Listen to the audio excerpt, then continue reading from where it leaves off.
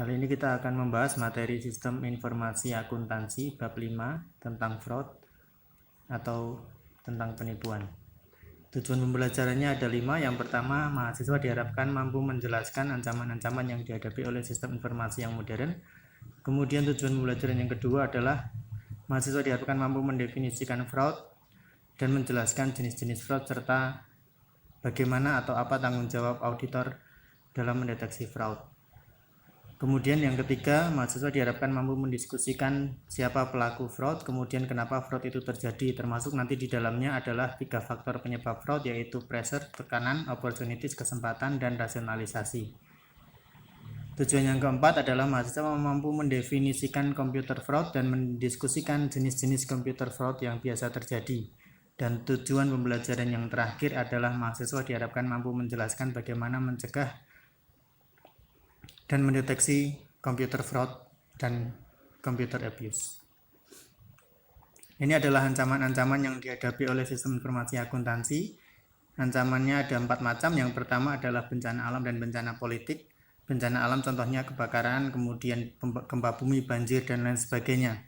Sementara bencana politik itu contohnya adalah peperangan dan serangan dari teroris. Kemudian penyebab yang kedua adalah ancaman software error dan kegagalan fungsi peralatan. Contohnya kalau misalnya kalian punya komputer dan komputer kalian mengalami error, nah itu contoh ancaman untuk jenis yang kedua. Kemudian ancaman yang ketiga adalah tindakan yang tidak disengaja atau unintentional acts. Contohnya di sana misalnya adalah kecerobohan manusia atau ada karyawan perusahaan yang tidak mengikuti prosedur penggunaan sistem informasi yang seharusnya, sehingga menyebabkan terjadinya ancaman. Kemudian penyebab yang terakhir adalah tindakan yang disengaja. Jadi kalau yang terakhir ini bedanya berarti pelaku itu memang sengaja untuk memberikan ancaman terhadap sistem informasi. Misalnya sabotase, korupsi, kemudian kecurangan pelaporan keuangan, kecurangan komputer, dan lain sebagainya. Ini adalah contoh ancaman yang pernah terjadi beberapa waktu lalu di Amerika, yaitu serangan terhadap World Trade Center yang dilakukan oleh sekelompok teroris. Serangan ini menyebabkan terganggunya atau rusaknya sistem informasi yang ada di kedua bangunan tersebut. Nah, maka untuk bagian ini secara umum akan dibagi menjadi 4 subtopik. Yang pertama adalah pengenalan terhadap fraud, jadi nanti ada definisi dan lain sebagainya. Yang kedua adalah kenapa fraud itu terjadi, termasuk membahas tentang pelakunya. Kemudian yang ketiga, nanti kita akan membahas tentang jenis-jenis computer fraud dan kenapa komputer itu sangat rentan untuk terjadi penipuan. Serta subtopik yang terakhir adalah bagaimana caranya untuk bisa mencegah dan mendeteksi computer fraud.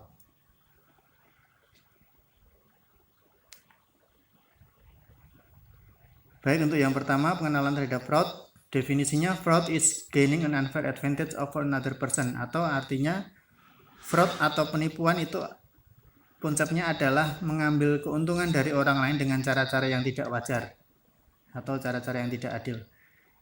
Nah, secara legal konsep fraud itu meliputi 5 hal. Yang pertama adalah adanya salah saji atau salah pengungkapan. Jadi terjadi suatu kesalahan di sana. Yang kedua, konsep berikutnya adalah material fact. Jadi ini adalah penyebab dari kenapa seseorang itu melakukan fraud. Kemudian yang ketiga ada niat untuk melakukan penipuan. Yang keempat, justifiable reliance. Ini adalah apa yang menyebabkan seseorang itu menggantungkan aktivitasnya dalam melakukan fraud. Jadi misalnya kalau di atas tadi ada salah saji dan kemudian di bawahnya ada material fact, berarti justifiable reliance-nya adalah seseorang itu melakukan fraud karena ada salah saji yang material di sana.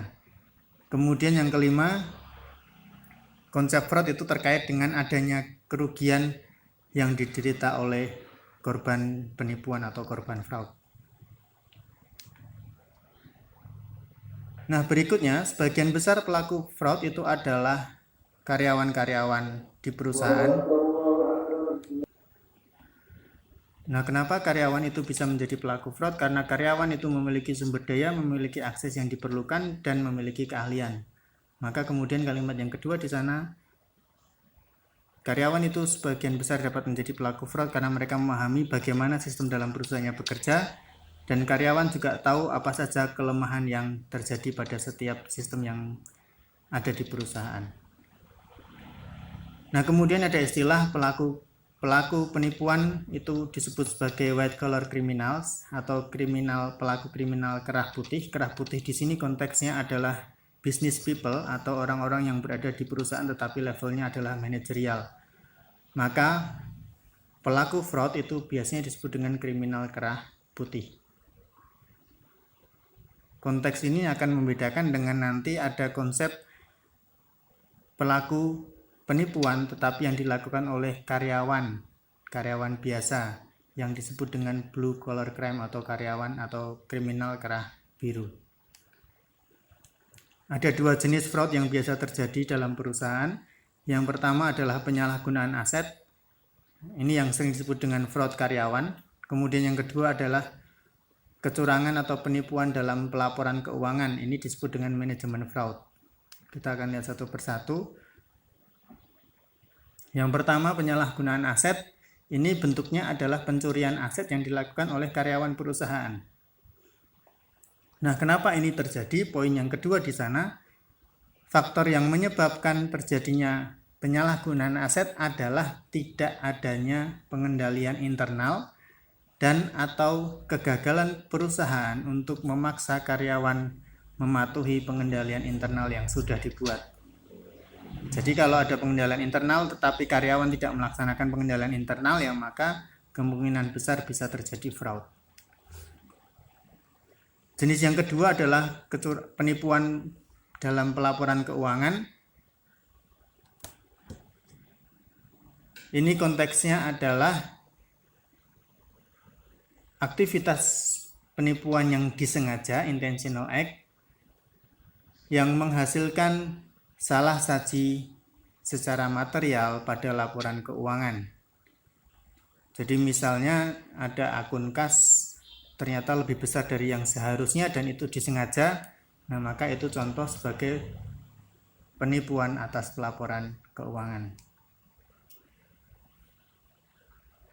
Tradeway Commission merekomendasikan 4 tindakan atau 4 aksi yang dapat dilakukan untuk mengurangi penipuan terhadap pelaporan keuangan. Yang pertama adalah perusahaan harus membentuk lingkungan organisasionalnya sedemikian rupa sehingga dapat mengutamakan integritas dalam hal proses pelaporan keuangan. Kemudian yang kedua, perusahaan dapat mengidentifikasi dan memahami faktor-faktor yang dapat mengarah kepada penipuan atas pelaporan keuangan sehingga nanti hal ini bisa dicegah. Kemudian yang ketiga, perusahaan harus mampu menilai risiko-risiko apa saja terkait dengan penipuan pelaporan keuangan yang bisa terjadi di perusahaan. Dan yang keempat, ini yang tidak kalah pentingnya, adalah perusahaan harus merancang dan mengimplementasikan pengendalian internal untuk mencegah penipuan atas laporan keuangan.